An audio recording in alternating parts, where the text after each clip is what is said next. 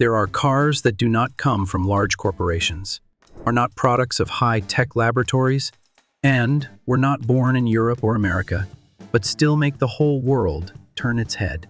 One of them is the Puma GT, a sports car with a peculiar origin from a farm in Brazil, designed by a lawyer who abandoned his profession to pursue his dream of speed and a passion for mechanics. In an era when Porsche seems like a distant dream for most car enthusiasts, the Puma is a much closer, more approachable, and much more feasible reality. It does not have a complex air-cooled six-cylinder engine, nor does it come with a six-figure price tag, but the Puma has everything that makes people fall in love: a sporty coupe shape, lightweight, a simple engine that is easy to modify, and an inspiring history behind the wheel. The story begins with Reno Malzone, an Italian-born man who migrated with his family to Brazil when he was young. Like many other immigrant families, they started with coffee farming, but Reno's heart did not belong to the fields. As a teenager, he often spent his free time working at his uncle's car garage. It was here that his love for cars began to form and grew over the years. However, following his family's direction, Reno studied law, graduated, and worked at a prestigious law firm. But after a while, he realized that law work didn't make him happy. It was the passion for mechanics, the sound of engines, the smell of oil, and the freedom behind the wheel. These were what he truly pursued. At nearly 30 years old, Reno decided to return to cars. Initially, he worked on small car modification projects, from old BMWs, Ford Model A, Austins, to Maseratis. Among them, the most notable was the Maserati, where he installed a Ferrari V12 engine, taken from the classic 250 Testarossa, an act that might be considered sacrilegious by classic car enthusiasts, but it was enough to prove Reno was not an ordinary mechanic. After a series of experimental projects, in 1963 he created his first car bearing his own brand, the Malzone GT. This compact coupe used the chassis of DKW, a German car manufacturer that was very popular in Brazil at the time. It had a 1.0L two-stroke engine, producing about 50 horsepower, which might sound small, but with a lightweight body of just 725 kg, its performance was enough to make many cars of that time take notice. Notably, the Malzone GT also participated in racing and achieved certain results, enough to make a name for itself in the local car community. Seeing the potential, Reno founded Lumimari to commercially produce the GTS version of the Malzone GT. The first cars had handcrafted steel bodies. Although handmade, the design was very striking, sleek, and sporty. However, Reno didn't stop there. He began experimenting with fiberglass, a bold choice, but reasonable when considering weight, cost, and flexibility in production. The biggest transformation came in 1966 when he changed the company's name from Lumimari to Puma, a simple, memorable name that reflected agility, wildness, and a strong local identity. At the same time, a new model was launched under the name Puma GT, no longer carrying the Malzone name, but becoming the first independent symbol of the new brand. The Puma GT continued to use the DKW platform, but with an adjusted frame. The body was made of fiberglass, lighter and easier to produce. The overall design of the Puma GT evokes the Alpine A110, a hint of the Miura, and the sleekness of the Datsun 240Z, together creating an incredibly eye-catching coupe. And it seemed that the Brazilian market thought so too. The Puma GT immediately caused a sensation, selling over 100 units in its first year, and was voted the most beautiful car in Brazil by a local car magazine. This was an amazing achievement for a young car brand that was nearly handmade, but trouble came early. DKW, the manufacturer supplying the chassis for Puma, announced its withdrawal from the Brazilian market. This meant the main parts supply for the Puma GT was no longer available. For many small car manufacturers, this would be a fatal blow, but Reno did not give up. In a race against death effort, he decided to redesign the entire Puma GT to use the chassis of the Volkswagen Carmanguia, a bold choice because the VW car had a rear-mounted engine, while the DKW was front-wheel drive. This change required recalculating the entire weight distribution, designing the suspension system, cooling system, and chassis structure. But once again, Reno and his team succeeded. In less than a year, the new version of the Puma GT was born with a Karmann Ghia platform, but keeping the attractive design of the previous model. The car used a 1.5L or 1.6L air-cooled VW engine, a globally popular engine, easy to repair, easy to upgrade. With independent suspension on all four wheels, a manual transmission, a weight of about 770 kg, and a power output of about 60 horsepower.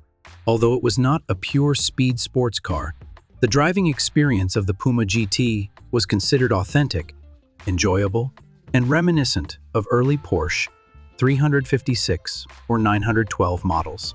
And importantly, with its lightweight frame and simple engine, the Puma GT was easy to modify.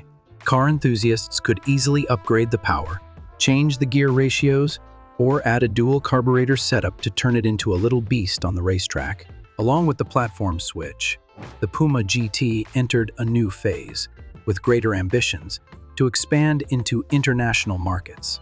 With the Karmann Ghia chassis, a model widely used worldwide, Puma was now in a better position to adapt to technical standards in different markets, especially with the VW 1.6L air-cooled engine, which was very common, easy to maintain, easy to modify, and had plenty of replacement parts available.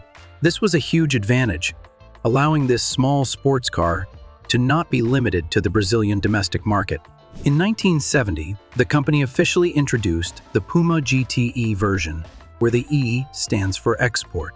This was not just a name change, but a milestone marking the beginning of the Puma GT's commercialization beyond borders. The GTE models were fine-tuned to meet various regulations in the US, Europe, and Asia, from headlights, mirrors, electrical systems, to emissions.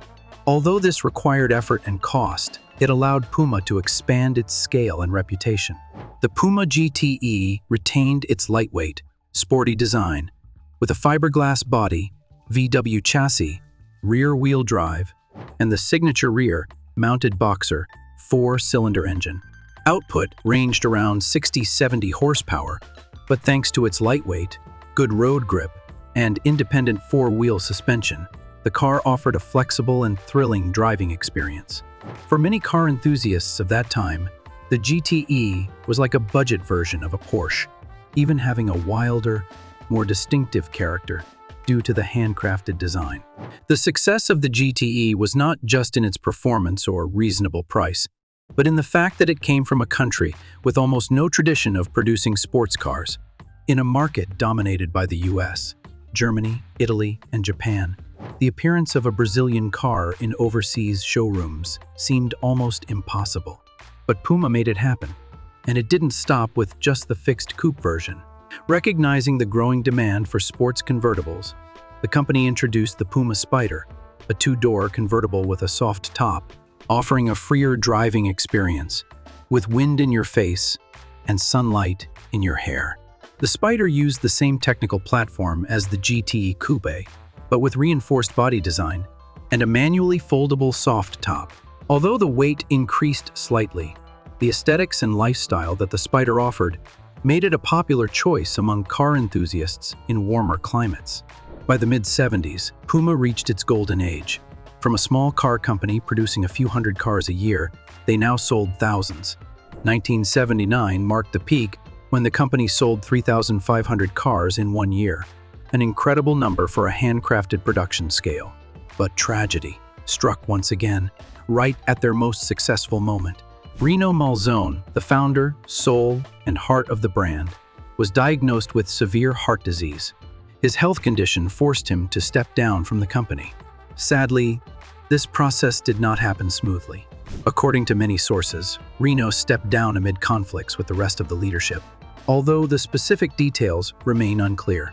Just shortly after, he passed away in 1979, the same year at the peak of Puma's success. Reno's passing was a great loss, not only for the company, but also for the Brazilian sports car community. Although the engineers and production team tried to continue the path he had opened, everyone could see that the controlled madness he brought was no longer there. In the early 1980s, Puma entered a phase of experimental renewal. The GTE design was updated into two new versions, the GTI and GTC, with a larger front bumper, square-shaped headlights and grille, reflecting the trends of the 80s. However, the technical platform remained the same, so the driving experience and body structure were nearly unchanged. Car enthusiasts still loved Puma for its classic value, but in the increasingly competitive market, the outdated appearance gradually caused the brand to lose its advantage. While trying to develop a successor model using a water-cooled engine to keep up with new technical trends, a series of setbacks continued to occur. Several major fires at the factory in the 80s severely disrupted the production process. Parts became scarce, and finances drained.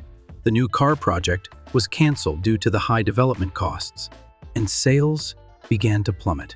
From the peak of 3,500 cars in 1979, only about 400 cars were sold in 1982, and by 1983, the number dropped to just 146 cars, a decrease of more than 95% in just a few years.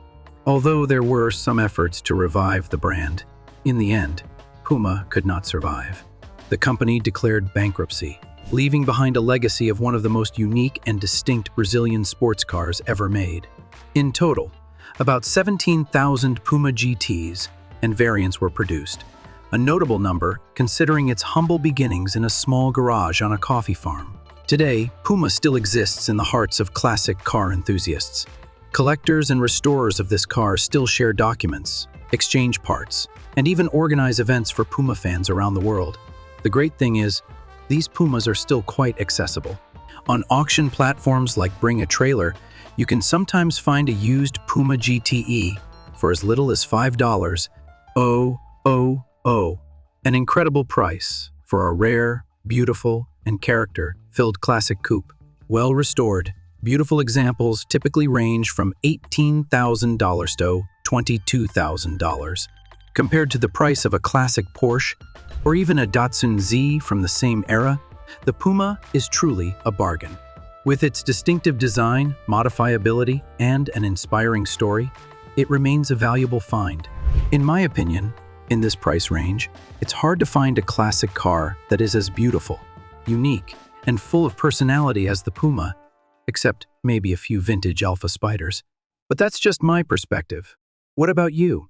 Let me know in the comments what you think about the Puma GT. Does it deserve to be the Porsche of the working class? Would you choose a Puma or an Alpha Spider? Or is there another classic car that you think is the best bang for the buck in this price range? And that's all for today's video.